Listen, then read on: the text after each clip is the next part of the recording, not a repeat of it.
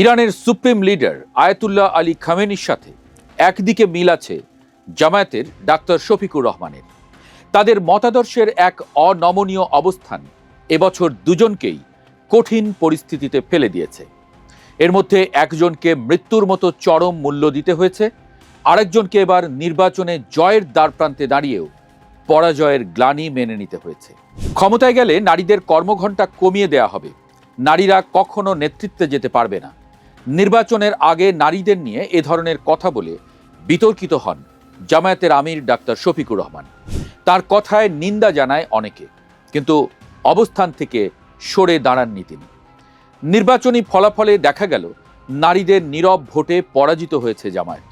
ক্ষমতায় গেছে বিএনপি, অথচ আমেরিকান থিঙ্ক ট্যাঙ্ক ভেবেছিল এবারের নির্বাচনে জিতে ক্ষমতায় যাবে জামায়াত। বিবিসি জানায় আমেরিকা তাদের কূটনীতিককে জামায়াতের সাথে সম্পর্ক গড়ে তোলার দায়িত্বও দিয়েছিল। জামায়াতের সাথে আমেরিকার বন্ধুত্বের হাত ইসলামের প্রতি ভালোবাসা থেকে নয়, বরং এর পেছনের কারণ বাংলাদেশে সামরিক ঘাঁটি স্থাপন। যেমনভাবে কাতার, ওমান, বাহরাইনে সামরিক ঘাঁটি গেড়েছে আমেরিকা, এসব ঘাঁটি থেকেই ফিলিস্তিনিদের হত্যায় সহযোগিতা করা হয় ইসরায়েলকে। এসব ঘাঁটি থেকেই হামলা করে গতকাল হত্যা করা হয়েছে ইরানের সর্বোচ্চ নেতা আয়াতুল্লাহ খামেনিকে।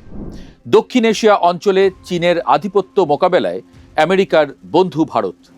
বাংলাদেশে ঘাঁটি গাড়া গেলে চীনের সাথে সাথে দক্ষিণ এবং দক্ষিণ পূর্ব এশিয়ায় মার্কিন আধিপত্য নিশ্চিত হবে।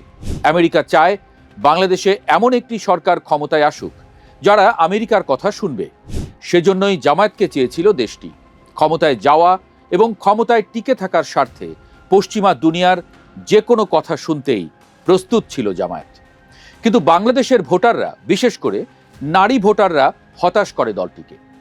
দশকের পর দশক রাজনীতি করেও ইসলামী দলগুলো নারীদের মধ্যে জনপ্রিয়তা অর্জন করতে পারেনি।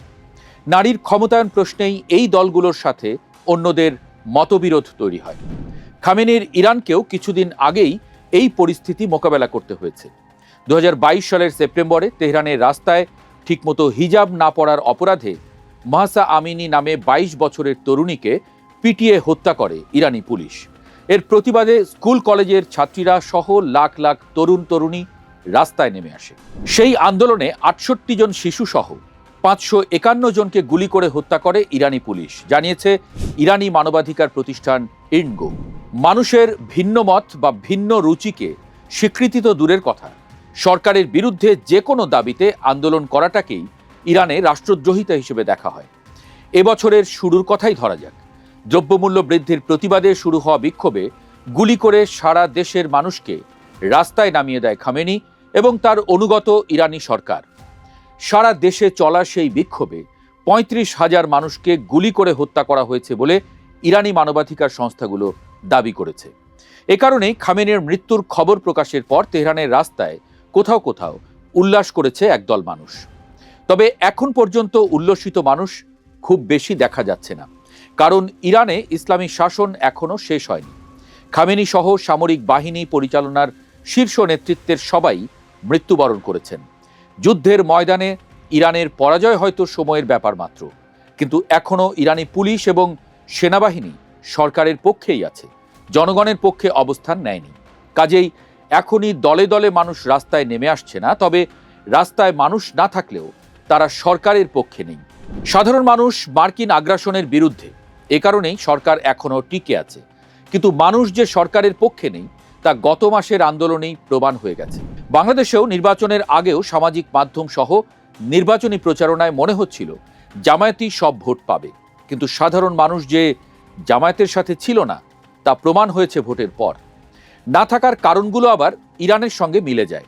এর মধ্যে নারী অধিকারের কথা আমরা বলেছি, মত প্রকাশের স্বাধীনতার কথা বলেছি, একই সাথে ভিন্ন রুচি এবং ভিন্ন পথের অনুসারীদেরকে সহ্য না করা ইরানের বৈশিষ্ট্য, যা জামায়াতের সঙ্গেও মিলে যায়। মনে রাখা দরকার, পশ্চিমা দুনিয়ার সাথে প্রাচ্যের, বিশেষ করে ইসলামের একটা ঐতিহাসিক বিরোধ আছে। সর্বশেষে আফগানিস্তান ইরাকের সাথে যুদ্ধকেও মার্কিন প্রেসিডেন্ট বুশ ক্রুসেড বা ধর্মযুদ্ধ বলে অভিহিত করেছিলেন। তাই আমেরিকা যখন এশিয়ার কোনো দেশ কিংবা কোনো মুসলিম দেশের সঙ্গে বন্ধুত্বের হাত বাড়িয়ে দেয়, তখন ধরেই নেওয়া যায় এর পেছনে কোনো না কোনো উদ্দেশ্য আছে। যেমন ইরাক, আফগানিস্তান, এমনকি ইরানের সঙ্গেও একসময় সুসম্পর্ক ছিল আমেরিকা ও পশ্চিমা দুনিয়ার। আমেরিকার প্রয়োজন পূরণের পর আমেরিকা দেশগুলোর সঙ্গে হয় যুদ্ধ করেছে, না হয় সেখানে বিদ্রোহী গোষ্ঠীগুলোকে উস্কে দিয়েছে, যেমনটা আমরা দেখেছি জর্ডান, লেবানন বা সিরিয়ায়। এজন্যই কূটনীতিতে একটা কথা আছে, আমেরিকা যার বন্ধু তার আর কোনো শত্রুর প্রয়োজন হয় না।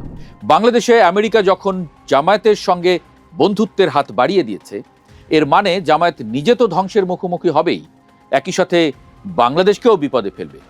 আমেরিকা এবং পশ্চিমা দুনিয়ার সহানুভূতি পাওয়ার জন্য জামায়াত এরই মধ্যে নিজেদের দলের নীতি আদর্শ অনেক বদলে দিয়েছে। এর ফলে জামায়াতের নিজের চরিত্রই বদলে গেছে। যে দলটি একসময় বাংলাদেশের ইসলামী রাজনীতির সোল এজেন্ট বলে দাবি করত, এখন সেই দল নিজেদেরকে মডারেট রাজনৈতিক দল হিসেবে দাবি করে। আর দেশের বিপদ হলো, ইরান এখনো ৮০ দশকের ইরানেই পড়ে আছে। ৮০ দশকে উন্নয়নশীল দেশের কাতারে ছিল ইরান। জ্ঞান, বিজ্ঞান, সংস্কৃতি, খেলাধুলায় ইউরোপের সাথে প্রতিযোগিতা করত দেশটি।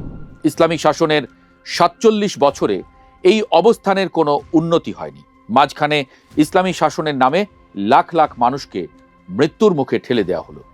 আমেরিকা এখন বাংলাদেশের দিকে নজর দিয়েছে। এখানে তারা জামায়াতের হাত ধরতে চায়। যদি এমনটা হয়, তবে বাংলাদেশকেও কি ইরানের মতো পরিণতি বহন করতে হবে?